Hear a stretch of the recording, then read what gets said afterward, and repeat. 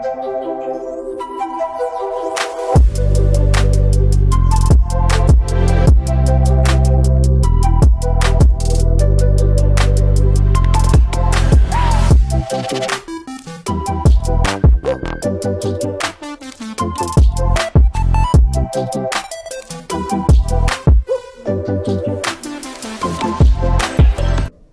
welcome back to UPress Play, a sports show produced by FAU Student Media. We are live streaming on OwlTV's YouTube. I'm Megan. Joined alongside me is Maddox and Cameron, and there is a new face with us today, Morgan. Do you want to kind of introduce yourself to the viewers today? Yeah, I'm Morgan Larkin. I love sports. I'm very excited to be on the show. How long have you been writing for the UP? Yeah, I've been a staff writer since freshman year, but I've been really actually writing articles full time, I'd say, since this year, beginning of sophomore year. Yeah, well, it's exciting to, have you with us today. Unfortunately, JD's having car troubles and he is graduating soon, and so is Cameron. Are you excited for that? Finally, bro. I cannot come anytime soon. I think it's like 30-something days now. I think it's less than that. Maybe a little bit less. I want to say it's December 13th at 1 p.m. Unless I'm mistaken. Oh, yeah, that's less than 30 days, yeah. Yeah, less than 30 days. And I just got like a little bit left to wrap up with like school. And then I'm out of here. I'm gone. So I'm doing well. How are you guys doing over there?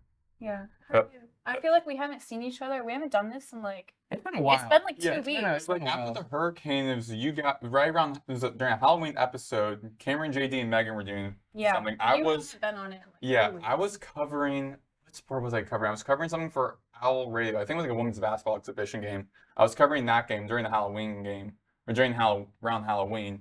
So I wasn't here for that show. So I'm also been a while since I've been back. Feeling good. Just right now, kind of a little bit like mentally drained from all the classes and homework and like covering sports this entire semester. So I'm just looking for recharge, enjoying time with my family back in Tarpon, enjoying football, Thanksgiving games, and just having a home cooked meal for the first time in like a couple of months. Yeah. I know I'm graduating in the spring and I'm already starting to think of that graduation date. So I'm definitely ready for this semester to wrap up, and then we have our slight winter break, and then full go starts again. But I gotta say, I kind of envy you guys because you guys are going to be graduating within like a year or whatnot, like basically, because you're gonna be gone. You and JD are gonna be gone next year, Megan, and you're gonna be gone after spring. I got like a full year left, basically. So I'm like, I want to start graduating soon, but I'm like, got taking credits now. I'm not even thinking about graduating. Jesus. What semester are you in right now? I'm just a sophomore in my sophomore. Yeah, fall semester. Very nice. So it's not the same as you? I'm a junior, so I just started about to finish my first semester as a junior. Okay. So yeah. Well, so since it's been such a long time since we've been here, there is a lot of updates, specifically with FAU football. The last, I feel like, week with all of the football news has been absolutely insane. Just to kind of recap what's been going on with their games. So they lost their homecoming game to USF 44-21. I know all of us are really talking about how that was kind of like a must-win game for them because it was the end of homecoming week and then the newer conference rivals, but unfortunately it was another blowout. And then the next week after that, they lost to ECU 49-14. I remember I was watching that game and it was, I believe in the first quarter, FAU was already down by 21, and they battled injuries. Cam Fancher got injured that game. They had to go to their backup quarterback, Casey Wiseman, and then he also got injured, so they had to bring in their third string quarterback.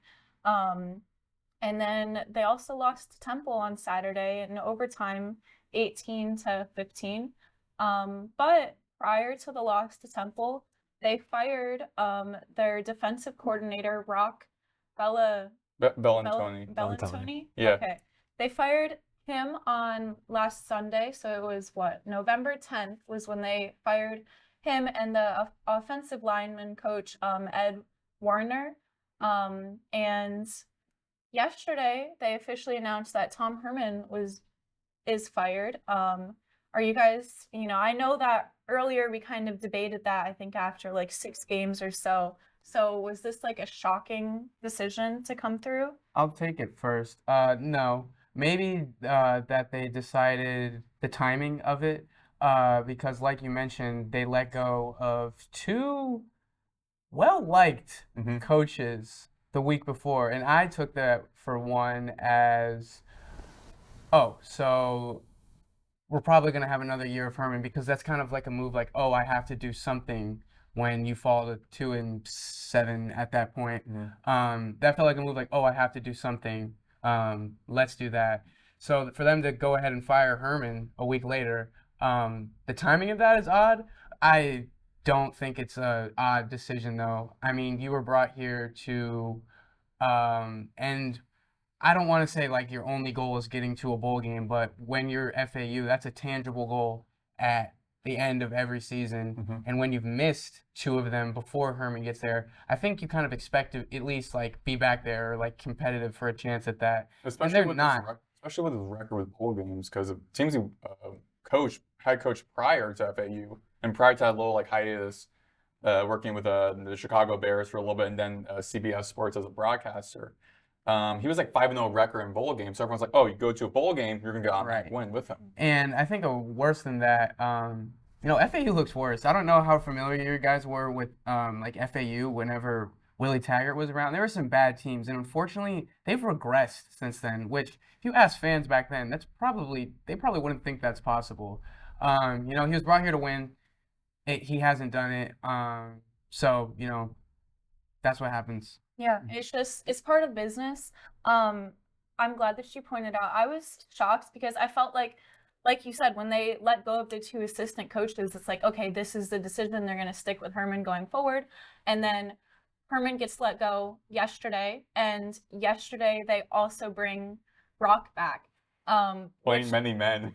Yeah. Hilarious Twitter post. Awesome Twitter post. I'm back. Which I don't think it should go unmentioned. That's what I guess would be his third time technically being defensive coordinator, because he was also defensive coordinator from 2014 to 16 or 16 to 18. That was like 2019.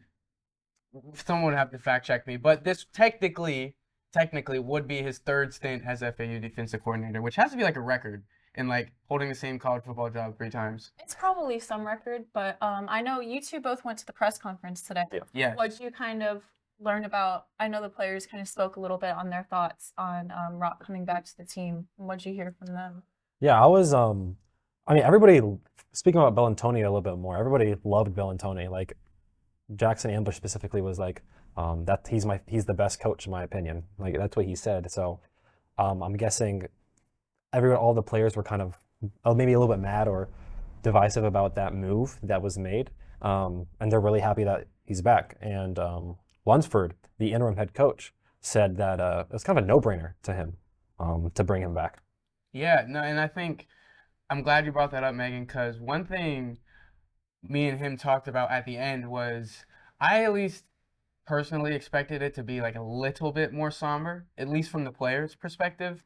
But I really don't think that's not what I kind of like took away from that. I think bringing back Bellantoni like kind of softened the blow of like losing your head coach. So, and I like he said, I really liked kind of what Lunsford was talking about, things like continuing recruiting, like as much as he can, talking about what there is to salvage in 2 games left, because all that's to say, I guess you could say the season's over because you only have 2 more games left. There's no sort of postseason left, but there's things to salvage. 4-8 looks a lot better than 2-10 when you're trying to sell yourself to recruits.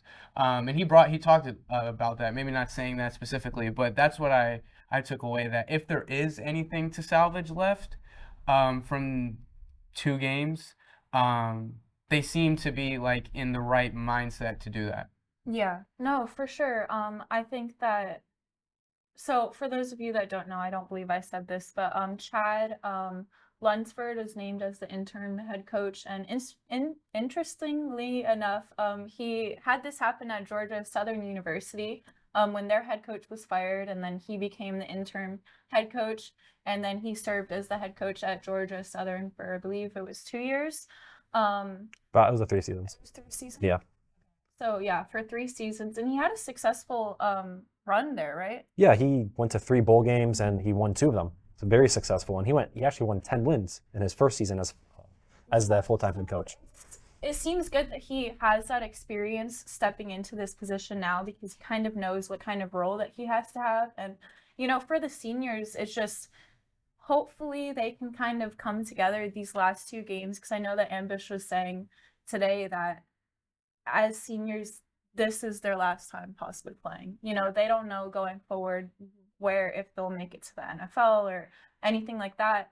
And I mean, personally, I predicted 4-8 for the season prediction. So if they could come with the last 2 wins, that would actually be really cool. I mean, even with like the circumstances, these are still 2 winnable games. Because Charlotte this week Without their head coach. just let go of their head coach. And interestingly, their head coach, after getting fired, showed up to practice later. Interesting. And then, Tulsa's not world beaters either. So, like, again, there is positive to be, found in, like, the last 2 games, even though it's been a wild, past week. Yeah, Actually, I was gonna say on Twitter, I remember the voice for the Owls football team, Ken Levicka, he was saying how there are a couple of coaches for the football program who were interim head coaches, and they were 5-0 combined, undefeated. So we got like Brian Wright was 4-0, and most recently Glenn Spencer was 1-0. So I mean, there's some upside with Lunsford, at least like historically leading for this team against Charlotte in the senior day, which is this Saturday, I think at 3 p.m. And then finally on the road against Tulsa, who are also on the bottom of their division. But also, I think just from going on to my opinion about my thoughts when hearing that Coach Herman was fired, I mentioned on my Twitter account how I felt like they kind of scapegoated with Bellantoni getting fired a little bit. I know it might seem like a harsh word with scapegoat, but sure, over the years, throughout the season, seeing how the defense has played, statistically, they've not gone that great nationally compared to the offense. But I was telling this to Morgan when we were leaving our class together on our way to the Union, and I did this for an op-ed for my one of my classes, talking about the program and my thoughts on Coach Bellantoni getting fired. And of course, saying I felt like it was scapegoated. But looking at how the offense is, I mean, all their 7 losses, now 8, but for their 7 losses that I looked at, only 2 of them they won time of possession. In the past couple of games against Eastern Carolina and against USF, a game that I broadcasted for radio, it was 4th down, it was turnover on downs, punt, interception, fumbles. So the offense barely stays on the field. Defense over time staying on the field longer, getting more and more drained. And so, as a fan, you're seeing how well the defense has played a little bit throughout the season. Earlier in the year, first play against Michigan State, interception. Against Army, who Army averages about, I think, 36, close to 40 points. And you're having only put up 24 in their second game of the season. That's pretty impressive. But looking at the offense, barely put up 20 points per game. And so I felt like the obvious choice was to get rid of Coach Friedland. Coach Herman was like, okay, we're going to get rid of Bellantoni. I was like, okay, I feel like you're trying to just point a finger, like, here's a problem. Let me just get this out of the way. Because everyone was kept asking, who are we going to get rid of? Who's at fault for this? Who's at fault for this? We were mentioning on the show, is it the quarterback's problem? Is it Coach Herman? Is it Coach Fry? Who's the play caller? Whose fault is it for problems with the team? Herman went on one side going, it's going to be Bellantoni. He's fired. And then as soon as Herman's fired, a couple of hours later, interim coach Lunsford brings back in Bellantoni, and players were praising, which I was also kind of surprised to see, how players almost unanimously were like, yeah, this is the guy we would like because we like Coach Bellantoni. So I was kind of very surprised by that more than the firing. Yeah, I mean, with a football team, it's a machine, it has all these parts that are working together, and clearly there was just some disconnect between, who knows, honestly. Maddox kind of, expanded on it a little bit. It's a disconnected team from top to bottom because I can't think of one game, maybe North Texas, where they were playing, complementary team football, where the offense, defense, special teams were playing well. that's the only game I really can think of. And then that led to a collapse in the 2 minutes. You give up 10 unanswered points in however short it was. Within I think 2 or 3 minutes, but also Whatever it may be, it's just never once. And when that's your main problem, you can't just point to it was the offense, oh, it was the defense. It's a team problem. So that leads you to a decision like they made. Yeah. So if that's my piece on if one thing went wrong, just how disconnected as a team they were. Yeah. And that leads to coach, and that falls on coaching. Yeah, So do you feel like there was a lack of connection that kind of Herman? For sure. Yeah. And I think the fact that like we said, it wasn't as somber today as you think it might have been. I think that might go to show that a little bit, in my opinion. Yeah, actually, that's also something I tweeted also about hearing when Bellantoni was fired and seeing on Twitter a couple of the players on the defense being like, "Oh, why'd you let go of the best coach?" And I was thinking in my head, imagine the next day in that locker room, in that team meeting, and seems like most of the team, not just on the defense, probably also on the offense as well, all being like, "I cannot believe the head coach just let go of the best guy on our team, best coach on our roster." And with the other guy who we think is the problem, which could have been the offensive coordinator, but got rid of the best coach. So I feel like, wow, imagine the disconnect with that team now from your head coach, where it's I won't say much a trust, because I want to jump to, I don't want to make a huge judgments, but thinking man, the head coach, we thought was going to make the right decision. He let go of the guy we all liked as a coach, because hearing from what Jackson Ambush was mentioning, he said that whenever you see Bellantoni in the halls, always has a smile on his face, always a bright energy, positive energy. So just imagine as players on the defense and also players overall on the team being that guy, that bright character we always saw in the halls is now let go of the team. Then do we have any much more investment in the program? Sure, not going to be not making it into the postseason. So there's that, but also just thinking trying to finish the season strong. Yeah. Do you have much optimism now as a team, knowing that you're the best coach, that you all believe is the best coach, is gone, and you're being should we follow through with this head coach because he just got rid of the guy we all believe in? That was my initial thought hearing when Bellantoni got fired. So I was like, these guys are all unanimously saying this was the best coach, and just thinking there's now going to be a huge disconnect in that locker room. And again, I really didn't see the FAU Temple game on ESPN Plus. I really didn't see how the team meshed well, but I'm thinking again, score 18-15 overtime, not that great. Even after Temple won, they let go of their head coach too. So I'm just thinking just imagine how that game was the week after. I mean, that team I thought was kind of already disconnected. Yeah. I feel like they were kind of disconnected a little bit at the beginning prior to that game, but I feel right before that game was the final straw when Bellantoni got fired. So would you guys say that do you guys think that the Bellantoni firing might have played a part of Coach Herman being fired? Because that disconnect with the. I mean, 2-8. Yeah. Also, I think I heard the head coach, people who were watching the game were mentioning how the interim defensive coordinator, I think Brandon Harris they were the defense was pretty good under Harris. I mean, the team was still able to salvage it. Right, that was a huge topic of conversation today. The fact, one, that they said there wasn't very much turnover at all, and by turnover I mean change into how they're operating from a logistical point and scheme. And like we said, that was one of their better defensive performances all year. 15 is the least they've given up in over a month. I know that because prior to that, it was something 40-something a game almost. Yeah, so it was 49 against ECU, 44 against US7, and North Carolina was 41. It was basically after that North Texas game. I feel all the stretch was all 40 plus. But now going forward, there's all of this internal kind of commotion going on, but they still have a game this Saturday against Charlotte. And Cam Fancher's injured, Kason Wiseman's injured, so Tyreek Starks will be starting as quarterback. What do you guys think we can even expect? This is gonna be one of the funny, fun, wackiest, dumbest games ever.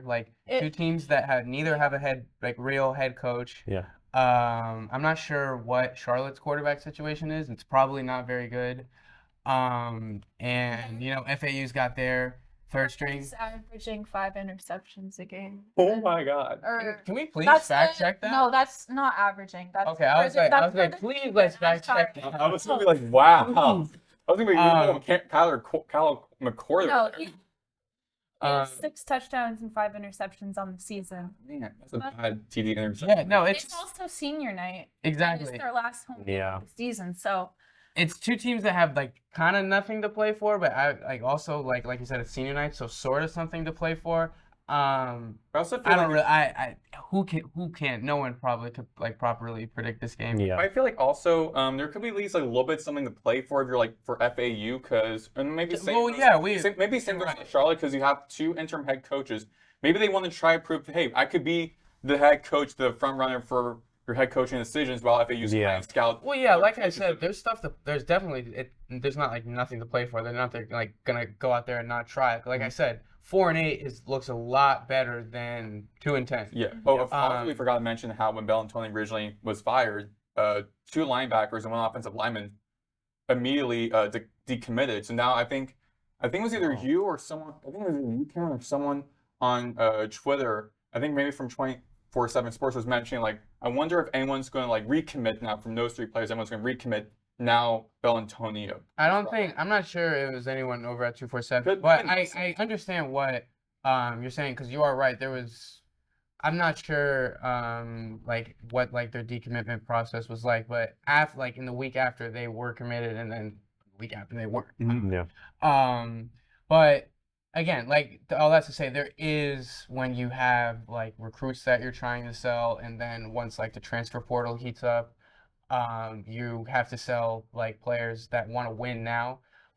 So again, 4-8 is a lot better than 2-10. So that's definitely what they're shooting for. I can also imagine, Especially with 2 winnable also games. imagine if it's a little bit easier trying to recruit someone and be like, hey, there's going to be a new like system starting forth. So imagine like going to like a D1 program. Like if you're going to like an Alabama or like a Oregon where they already have their head coach, they have this system for a couple of years, you're trying to get used to that system and everyone else around you already kind of knows how that system plays out versus coming to this new program. You could earn a starting position. You're learning a new system why. with everyone else. That's why this is a really this is a cliche. Like anytime any coach gets hired, it just gets said like, oh, this is a big hire for this school. But it kind of is because like you've whiffed on your last 2, and this one on your last 2 head coaching hires, and this one you whiffed bad. yeah. So, and you kind of have to like change up. I don't say you have to, but like the last 2 head coaches you've had have been like the same style, like the power conference retread. Like they've been fired from a power conference, and now you're trying to like revive them here. You've tried that twice and it hasn't worked. So you kind of have to like change up. I don't like how you go about it. I don't know if that's hiring someone who's like younger Or within maybe the system. Well, that's what I'm wondering. If, I don't. let's say they I win the know. next 2 games, Well, you that's don't just like an think odd. that- That's an outlier type of like situation when that you get like a in-house promotion, if that makes sense. Yeah. That's very, very, very, very, very rare. I mean, he and I would go doubt for they go 2 there. for 2 on it. So I mean, Talking about, hey, I mean, that's a rare situation when you have someone in your. I think a lot of times, or the best time for that is when you have someone who's younger. And if we want to get into this, I would prefer they go the route of like a coordinator who who's been in a winning culture, because my thought process is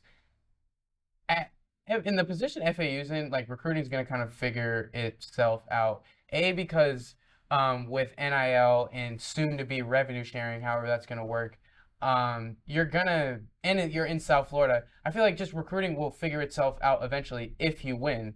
Yeah. So go after someone who has a track record of winning, who's been under a coach who's a proven winner. That's what you should be prioritizing. So like, also like just knowing the 5-6-1s out like the regional area.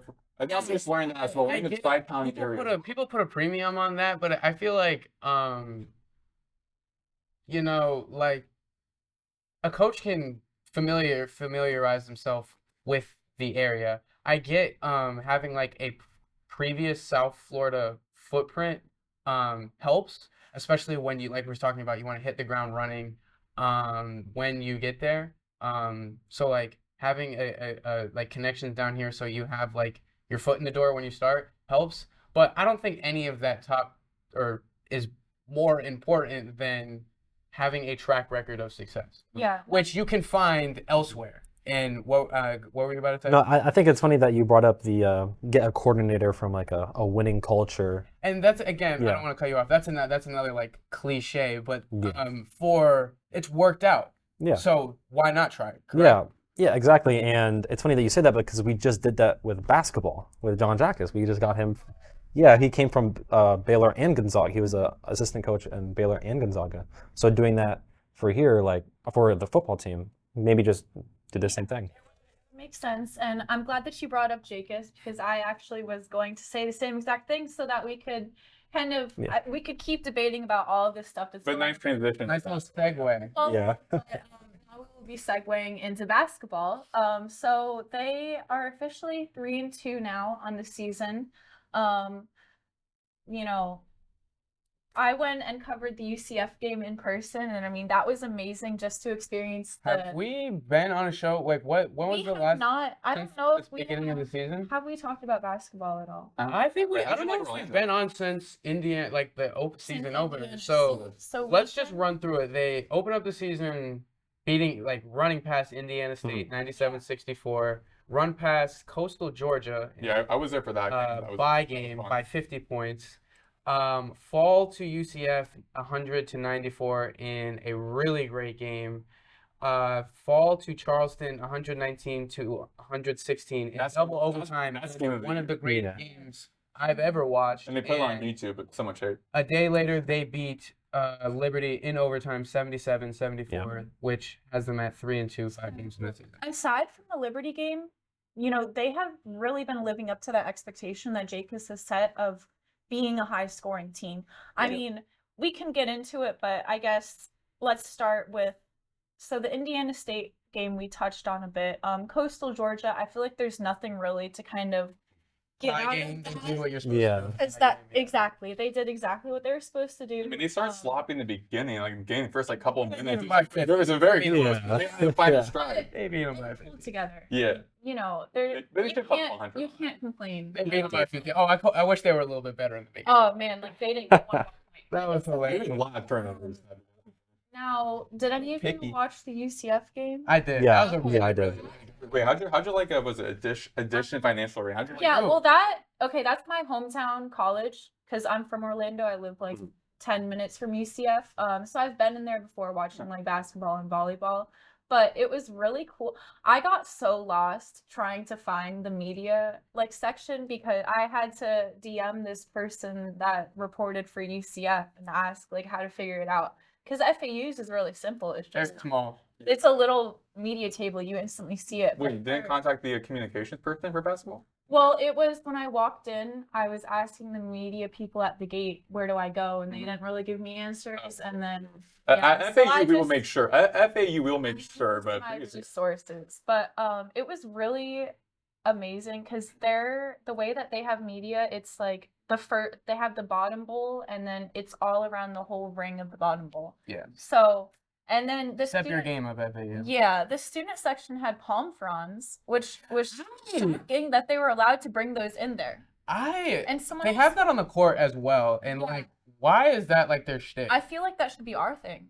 right? They're kind of biting the style, like just a Like- little bit, if you're asking me. Say that you want to be us. But Who said it?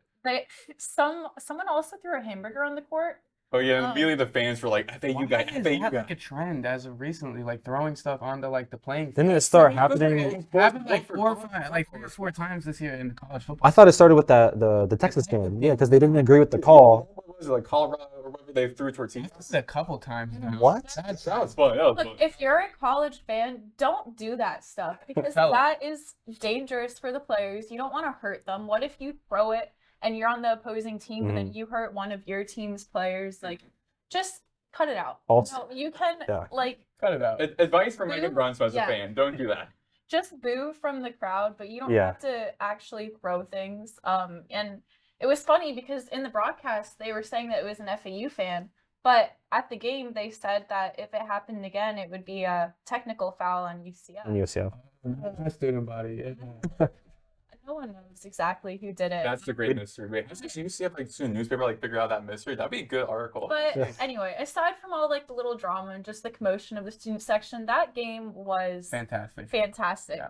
It A lot of was- offense. A lot of offense. a lot of offense. I mean, UCF put up 100 points. I would say it was a lot of offense, but it was kind of bad foreshadowing for the the next game that was to come because I think watching that game, a lot of us, our big kind of takeaway is like, oh, we're kind of seeing some holes in the defense a little bit that we didn't get to see against two really bad opponents in their first two opening games.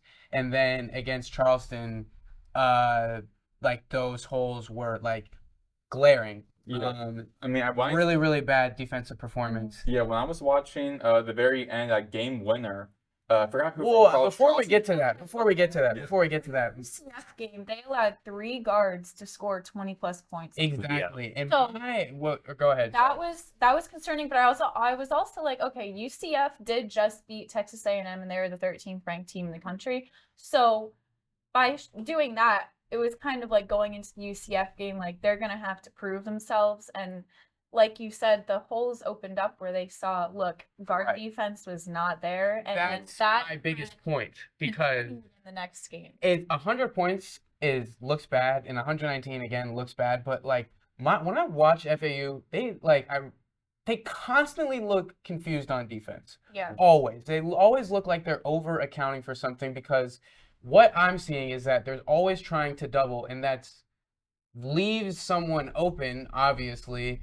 And if teams are able to swing the ball around, consistently well, which, UCF and Charleston found a way, they constantly have FAU chasing. And that's what it looks like. Every position, it's like someone chasing the ball, someone chasing the ball, someone chasing the ball, someone chasing the ball. And eventually that's going to open to, an open shot, an open look for someone eventually. And that's what happened twice. Again, that got cleaned up a little bit versus Liberty. But the fact that, twice in a row when you're playing two really good teams, because I don't know what your guys' opinion on them, but I think UCF's going to be a really, really good team. Yeah. And Charleston might be another which might be the third year in a row. But I know they were in the tournament once in the past. Yeah.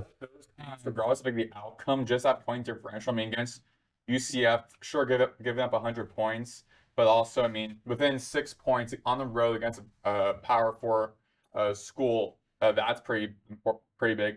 And then going against in double overtime, going against a school that also been a March Madness recently in the past couple of years. Yeah. So keeping up, same within them, but no. I would say Charleston might not be as bad of a loss because, they have a sneaky good chance to be a tournament team because they could win that conference. But even though those like we might say like, oh, those might not be as terrible losses in March as they look now.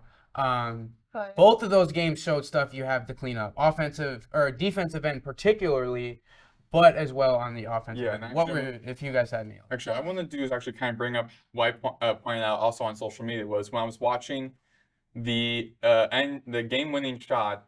I forgot who it was on College of Charleston, but they made the like deep 3 from the front. And that was like his 35th point. Yeah, from the front court, right, deep 3, and you have like 6'2", and not a shade on this guy, but it's like 6'2" Kiki Tandy guarding that play. Meanwhile, you have 6'11" Baba in the post.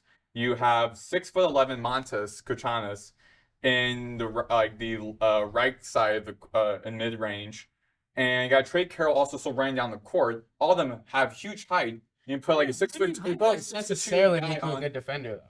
No, not necessarily.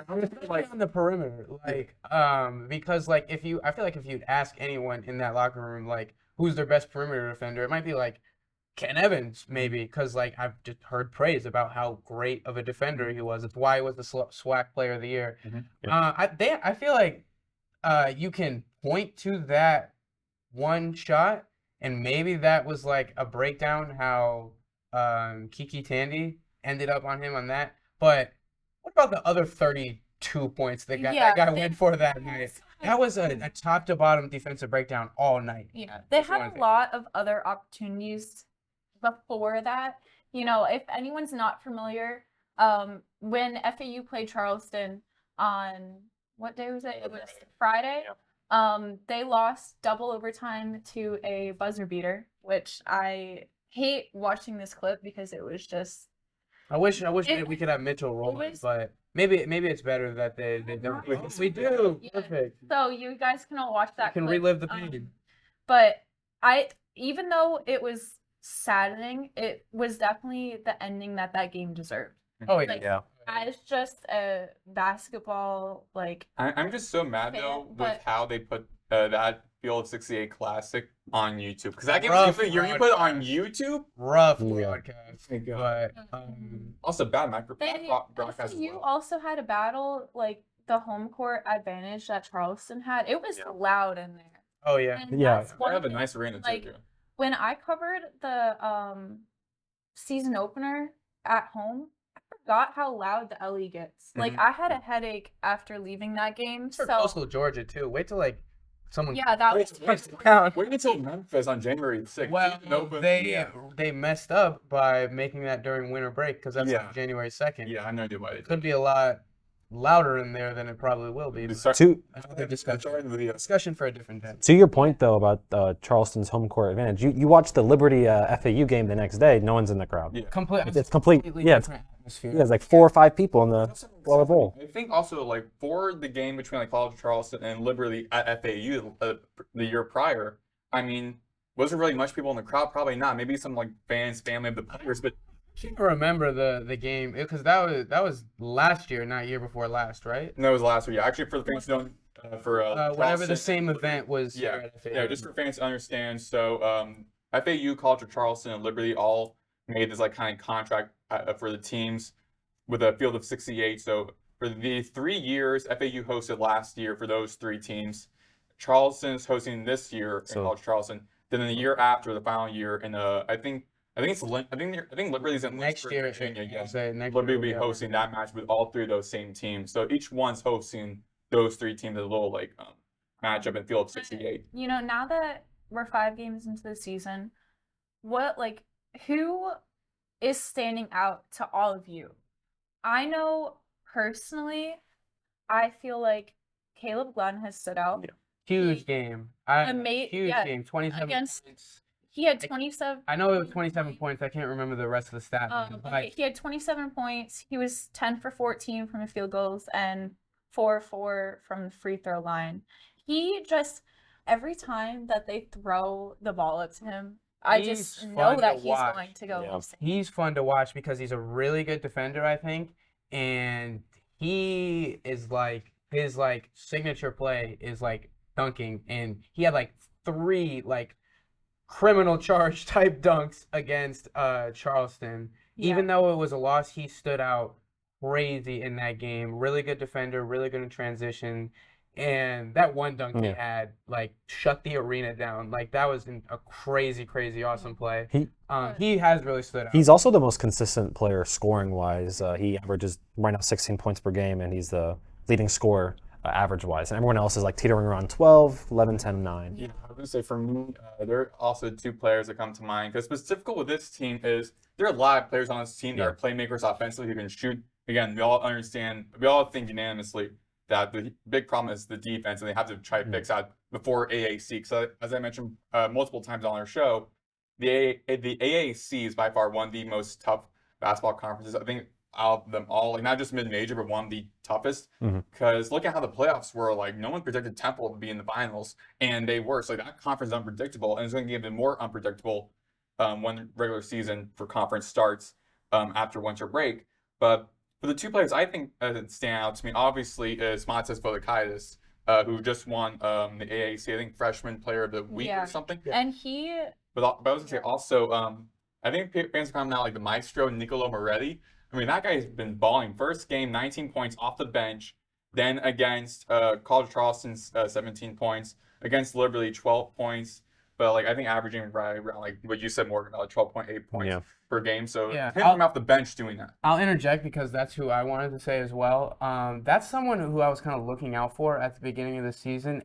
Because a transfer from a really, really good basketball program like Illinois is gonna like interest you.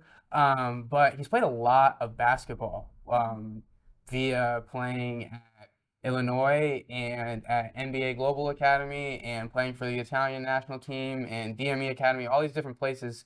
And I was like expecting him to have like a kind of at point guard, like a cool, calming demeanor, and that's on top of being a really great scorer. He does have that. He's really looked really calm with the ball in his hands. On top of being really fast with the ball in his hands, he's good at creating looks for other guys. He's really good in transition.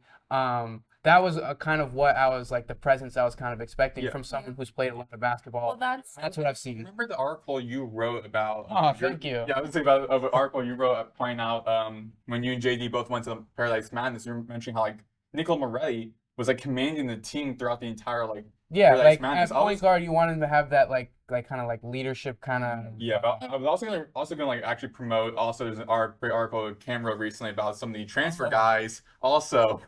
That Coach Jacobs and Todd Abernathy also kind of like got, but mainly like Coach Jacobs goes around like Spain, Italy. Yeah. So, Very. Thank you for saying that. Yeah. I really appreciate that. But yeah, he was someone who I was like kind of had my eye on going into the season, and he's really impressed me through one. But same thing, like all the same guys you were saying. Like Maddox is someone who, especially in that those couple opening games, and I think he's someone who will get better.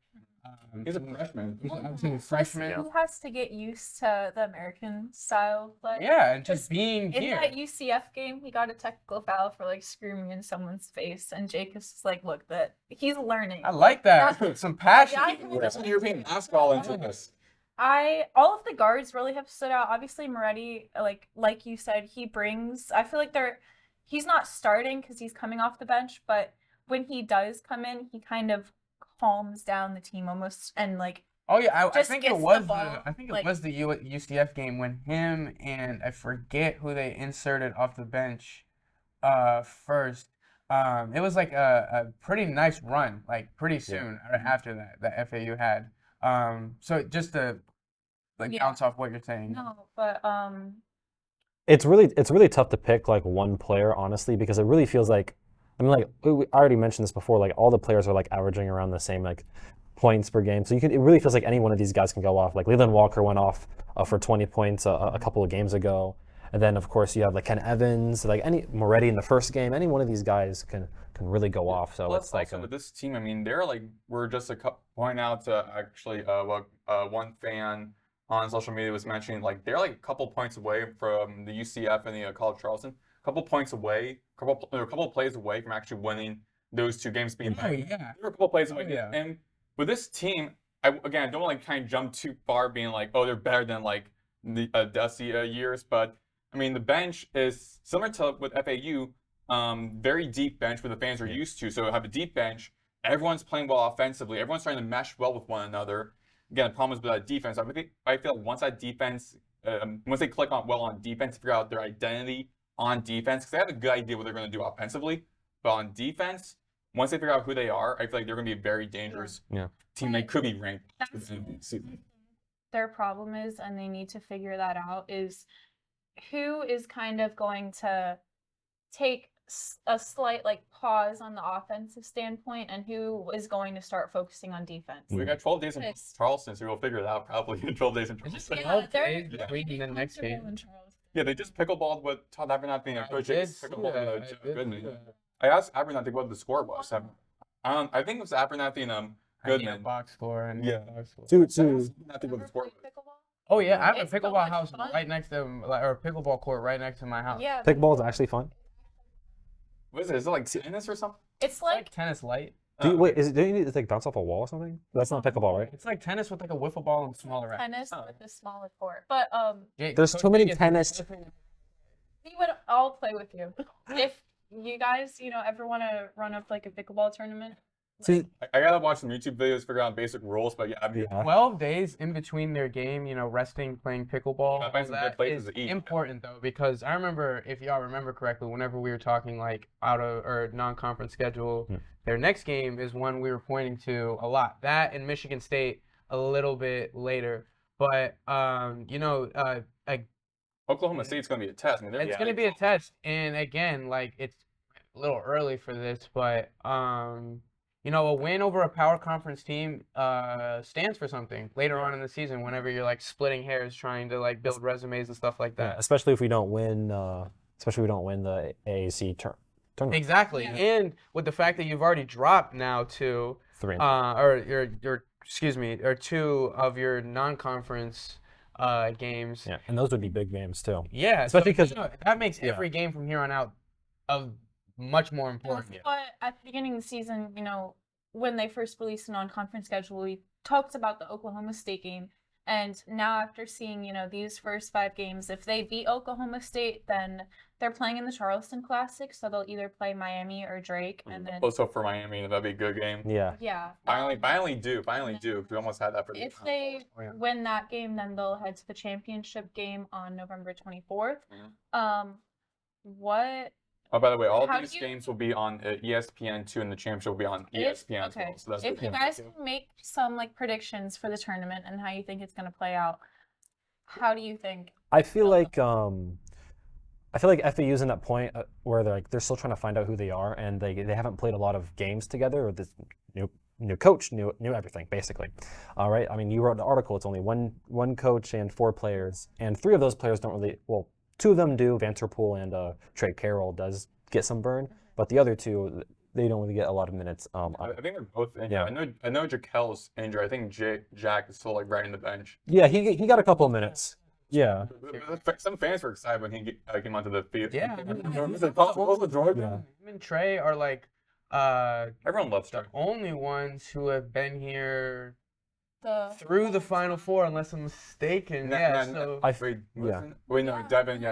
freshman. No, Devin and Kel Powell are both redshirt freshmen this year. So they were last year. So but he makes a good point. It's very early. Very very early for anything like tournament predictions.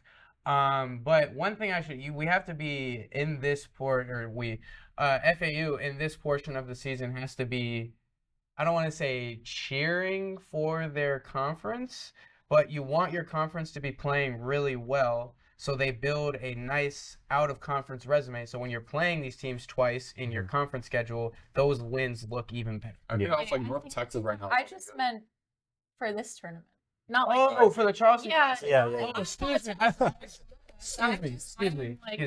I was surprised what Cameron was doing. It's like, man, I don't want to think ahead. I'm like, the game starts on this Thursday. Oh, so sorry about that. 2:30 p.m. But Oklahoma State, I mean, well, one is that you have to figure something out on defense. Yeah. You know, you kind of did a little bit against Liberty. But again, like, you don't want to get into another game where you're just like in like a shootout into overtime. Yeah. You know, I don't think anybody is really going to have an incredible winning percentage in games like that.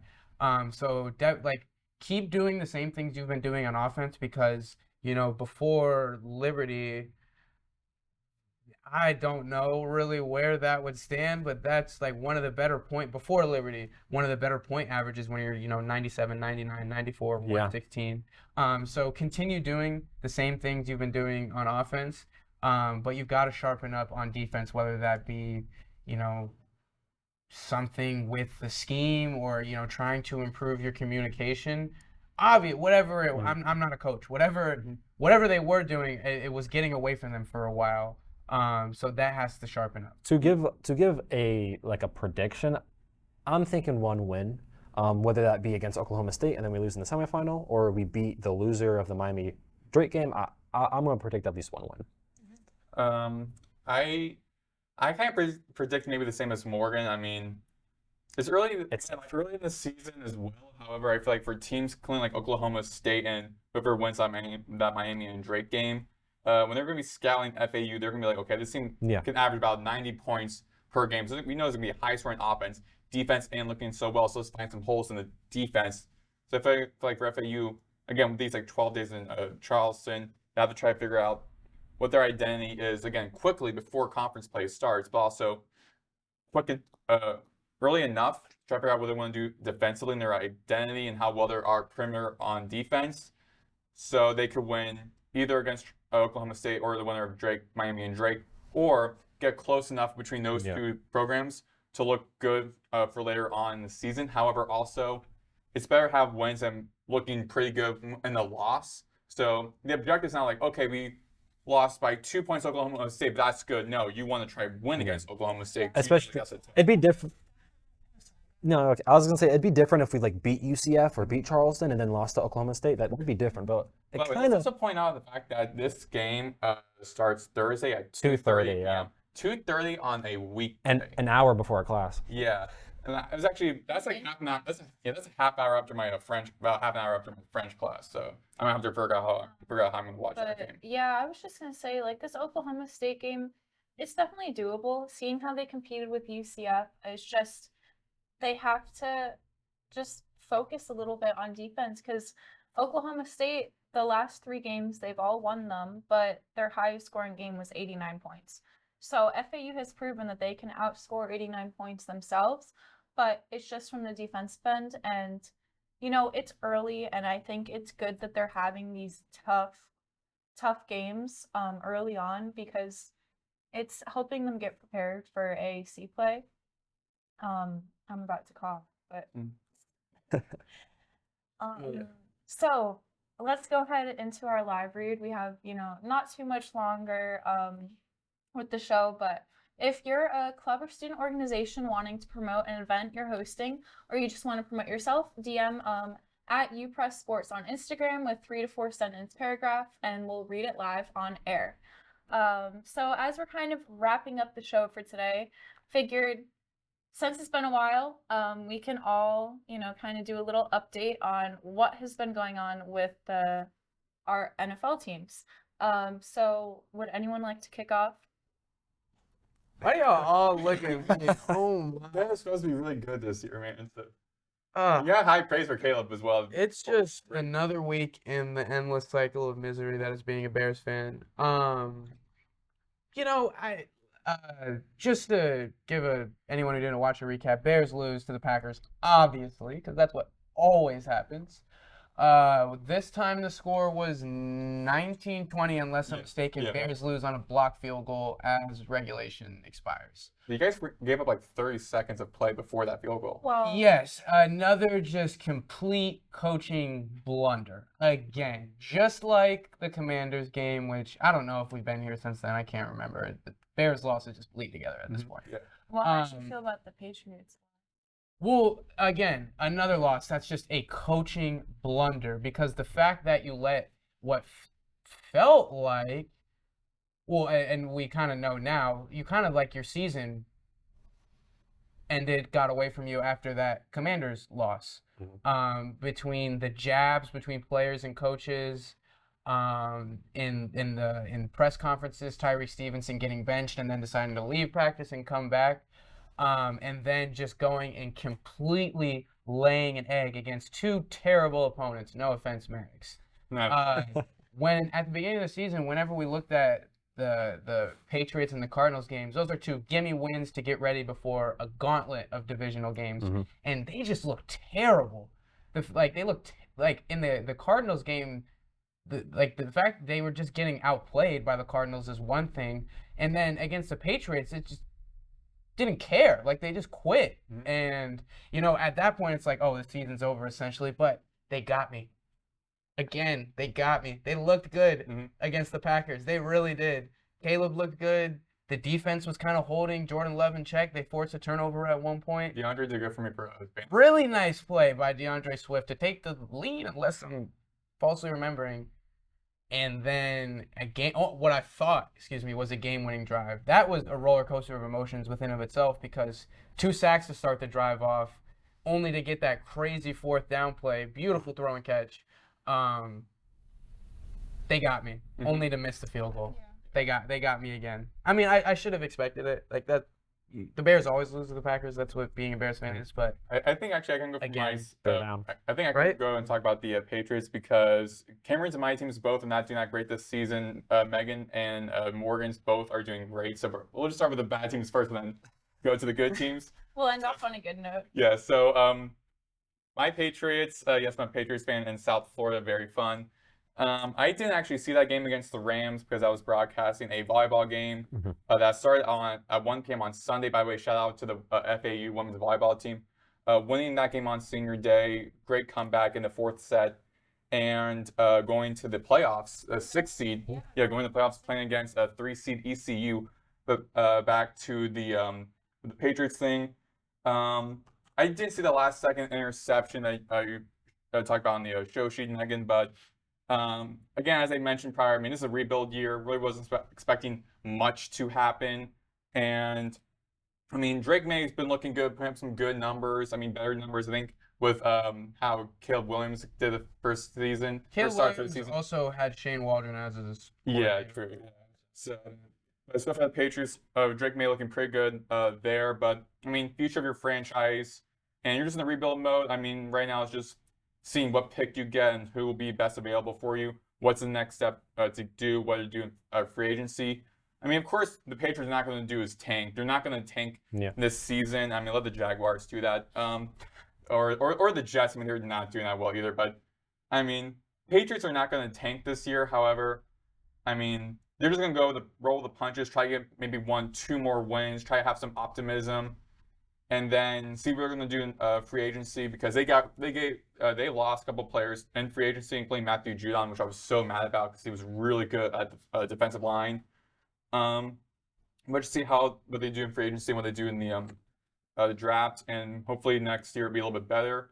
Because again, with rebuild teams, not really expect to have their first season be that great, or even like their second season. So I'm just gonna stay patient. Also, because I'm now kind of like about to graduate in a couple of years. I'm also kind of like going to the professional realm. I'm trying to like be a little bit more neutral, a little bit like that's somewhere like at Auburn. Sure, I'm being a little like neutral in sports now. I'm trying to like. That's still a sports shirt. Yeah, I'm saying like as a neutral, like now like being a fan of one team, just like kind of like. That is a nice shirt you got. Thank you. Yeah. Yeah. Kind of. Just random teams. He's a fan of everybody. Yeah. Just wait until after Christmas. I have a whole bunch more shirts. Is that what you're asking for Christmas? Yeah. Just shirts of colleges. Well, I know you two don't really want to talk about your teams, but I love my team this season. Well, Like- let's start with my team first because you have the best team. You have the best team on here. Shirts are from rappers good for me. Oh yeah, I guess. But talk about the Ravens versus the Steelers. That was a heartbreaking game. We're now 8 of 9 since 2020. In our last 9 matchups, we've lost 8 of them. And To the Steelers. to the Steelers. Okay. To the Steelers. They just have your number, like your guys' number. It seems like. Yeah. This year they're always good though. They're always good. That's why I feel like I tweeted this as well, being like, here are like I put down 4 coaches I think should be Coach of the Year candidates. One would be Mike Tomlin because no one predicted this year's Steelers team to be good. They had 2 quarterbacks that were like having bad seasons prior, and then coming to this football team. You don't know who's going to start. Both of them have been kind of mediocre. Again, no offense to Cameron and his Bears, Justin Fields, but now look, both quarterbacks are not looking out well. Not really any big name guys on like the offensive side, like receivers or whatnot for the Steelers, and then they're 8-2 right now. So I mean, that's been my point. Heartbreaking loss, but does that change your outlook at all? Losing to like another playoff team? Like it's how we lose, and the Ravens always lose, and I feel like the divisional games are a very good way to look at like how the Ravens will play in the playoffs because the atmosphere, the hatred, the like desperation, and it's the Ravens tend to play down to their competition. I mean, our only losses this year, not including the Chiefs because the Chiefs were undefeated until against the Bills. Yeah. But the Raiders, who are not playing well right now, and then the Browns, who, I mean, it was with Jameis Winston, and Jameis Winston went off on the Ravens. And the Ravens just tend to always like collapse. And it's weird because it's like with John Harbaugh and last season also, you should expect like us to be like, oh, we're fine. But like we always collapse. And Knicks just got Derrick Henry. I mean, that's what I was seeing on the ESPN sports shows in the morning. They were talking about that game being like the final play, that failed 2-point conversion. where was Derrick Henry? Yeah. Derrick Henry was not. It's the Ravens' problem has always been coaching decisions. Honestly, I feel like coach should be let go if like they don't go Whoa. back to the postseason. Wait. no. because Well, okay, I'll say this. they always come short. To be realistic, that's not going to happen. Eric DeCosta, who's the Ravens GM, and John Harbaugh literally live next to each other. The Ravens are one of those organizations that are very like family based. You know what I mean? I mean, Ozzie Newsome and Ozzie Newsome, who was the Ravens general manager for a while. Eric DeCosta was the guy like under him since the beginning, since the 90s. So this is a very family based. I mean, we've only had besides Marky Broda, we've only had two coaches. Yeah. But So like Larkin- pro team, like you're gonna try to be family based because like most of Yeah. he's around like 30 years old, so most of them. But My biggest question, it feels almost like the AFC is kind of the same as last year. Like I feel like we didn't know, but it felt always throughout the season like Ravens and Chiefs are like on a crash course. Like one of them has to like beat the other if they want a shot at the Super Bowl. Or the Bills.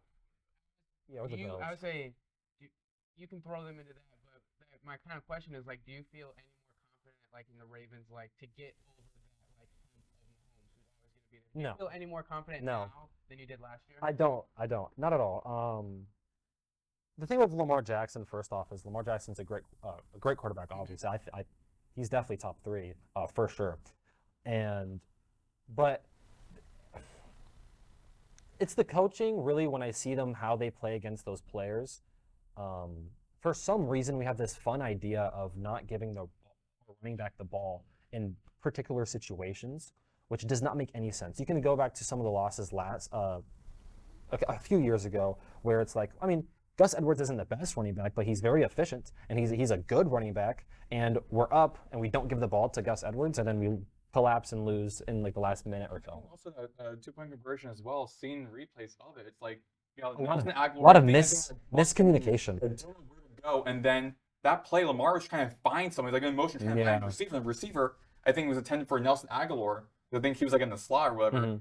He was running right behind Lamar because a defensive line pushed him out of the way because they didn't know what to do on that play. They didn't have the play set.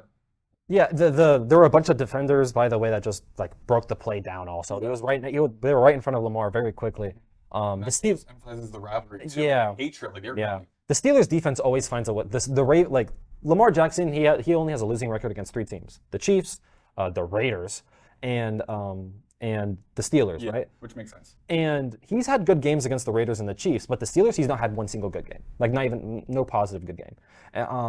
And it just really feels like for some reason against the Steelers, I don't know if this is Lamar's fault. It just might be the coaching's fault. It's like the Steelers know how to play against the Ravens, and you can't have mistakes when a team knows how to play you very well. And there's too much miscommunication, too much undisciplined football. The Ravens are the most penalized team in 2019, 2023, and this year so far they're the most penalized team.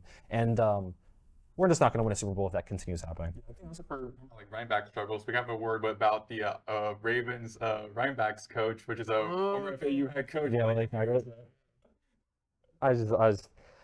I'm It's this family connection. Yeah, I'm a little pessimistic about the Ravens in the playoffs, mostly because we're still losing the same way. Nothing's really changed from that. And I think ultimately, go back to that question to John Harbaugh, time's ticking. Yeah. And I think that the more desperate, I mean, like, if you go to Ravens Twitter, Ravens social media, none of the fans like Harbaugh anymore. Like, it's adamant. Of course, I'm more on the neutral side. I think Harbaugh's given so much to this organization, and he's great in a lot of ways, especially like as a player's coach. But there's too many bad timeout situations, coaching decisions, miscommunication, undisciplined football, and we're just never going to win. The Ravens are never going to win the Super Bowl because the Chiefs are disciplined. The Bills are usually disciplined, and the Bills only lose to the Chiefs. Yeah. Right. I remember in 2020, the Ravens lost to the Bills in the divisional round. I mean, it seems like when we actually face an opponent that's not face an opponent that's experienced and disciplined, we're going to lose. The Ravens are going to lose. Well, hopefully for you guys, they can kind of learn how to become one of those disciplined teams that can compete and become a team like. I'll gloat a little bit more. Yeah. I know you're talking about the Lions. Like, All right, speaking of All right. I was Yeah. Your team's really good. the Lions. I was gonna say become like a team like the Chiefs or something. Right. To have a little bit more optimism, this is the best offense Lamar Jackson's ever had. Yeah, I mean, And yeah, and The best. oh, Derrick Henry has been amazing. Every single time he gets the ball, it's just I expect like touchdown. Yeah. You know, that's how good he's been. I just, I have watched the Lions for 20 years, and I don't think I've ever thought that they would be 9-1 right now. So, shout out Jake Bates. That's 2 games now that he has pulled through last second.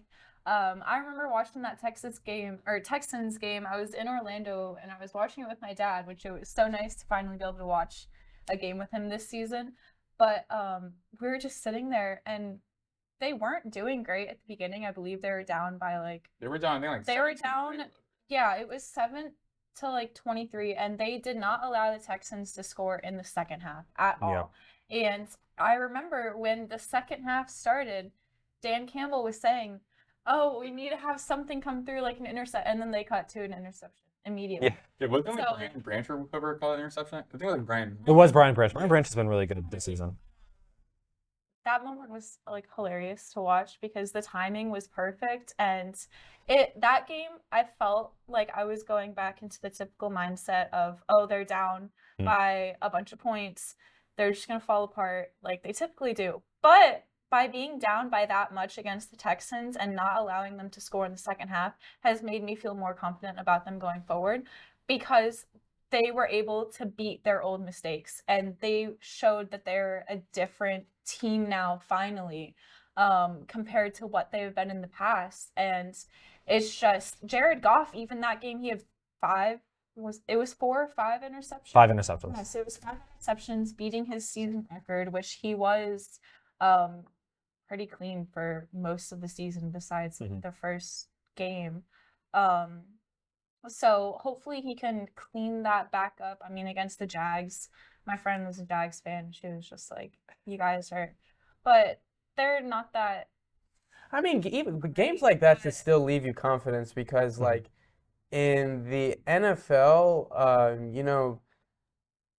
good teams beat the heck out of bad teams, and they more than beat the heck out of a bad team. Yeah. And then, like, when you look at their schedule, that's kind of like the theme all season. Like, they don't play with their food. They thrax their opponents, which is the signal of a good team. It sounds like Dan Campbell over there, right? Yeah, I mean, like, it's true, like, because it was kind of They were 47-9.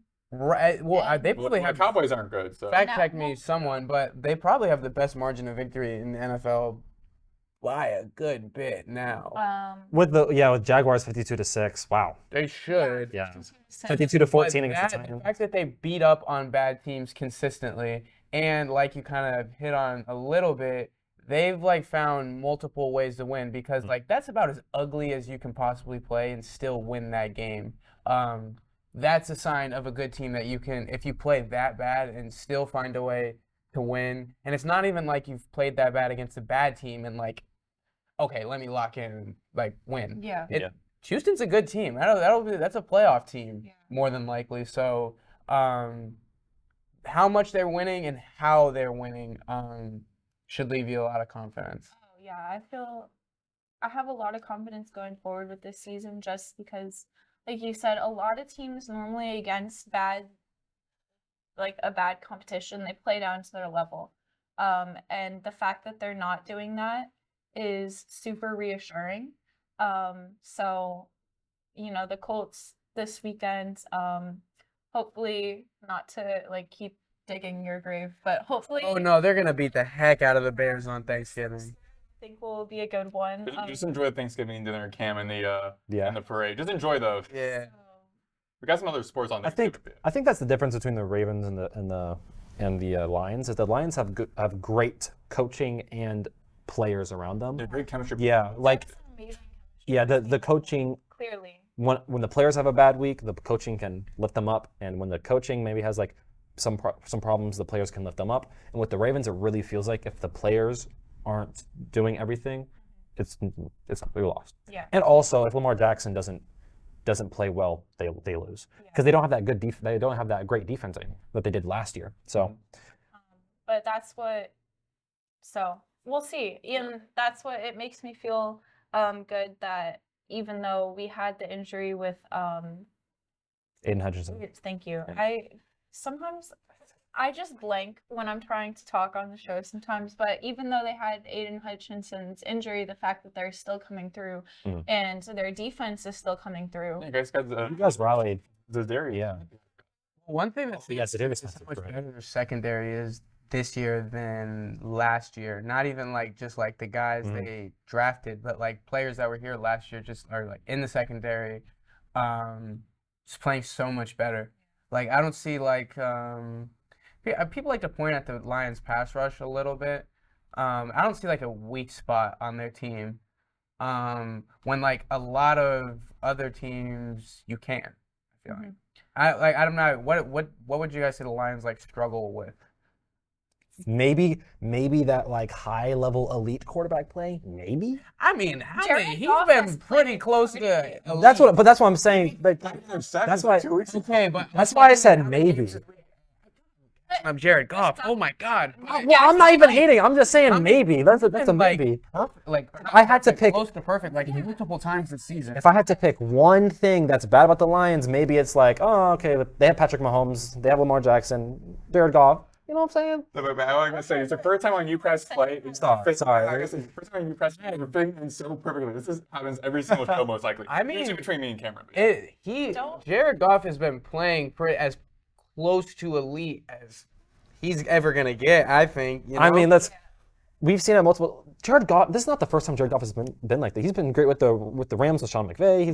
He's been great, but I feel like he doesn't do those like game-changing things that Lamar Jackson, Patrick Mahomes, Josh Allen, Joe Burrow does. Like, go take the ball and run like 30 yards like Josh Allen. Yeah, does, he like, needs just, like no look exactly. or slide on, like, throw, He needs it's not even that because I feel like he doesn't like he's a good quarterback. Trust me, he's a top 10 quarterback in the league. But I feel like there's a difference between those like elite like.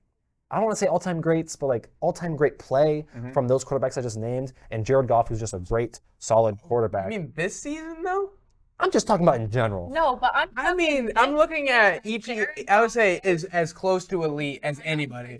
Because I'm looking at EPA per play right now, and there's only starting quarterback higher than Josh. I mean, Allen at the same is time though, Lamar I don't Jackson. want to do. And that's one metric though. Yeah. It's one metric. Jackson's really. I'm glad that I drafted him for my fantasy. Yeah. Like he has been. Let's talk about fantasy. My team's going to win the entire thing. Okay. I got two teams. One of them. We can talk about fantasy. Oh, he had to bring up fantasy. Me and fantasy this week. He has to bring up fantasy. I'm the best. That was a close game, by the way, Cameron. What? That was close. Stop kind of the hate that has been going on towards Cameron ever since they started talking about the NFL. And on that note, I think it's about time to wrap it up. So if everyone wants to introduce yourself, where can they find you? You guys can find me on Instagram at MaddoxBlado4 and on Twitter at Maddox Greenberg. You can find me on Instagram at Megan_Bruinsma and at Twitter Megan Bruinsma. You can find me on Instagram and Twitter at MJ_Larkins. You can find me on Twitter at CamPriester247. And on that note, we are trying to do one final show with the four of us before. With JD, yeah. With JD, yeah. But we'll see what happens with that. We don't really know. School's kind of wrapping up. But on that note, peace. Peace.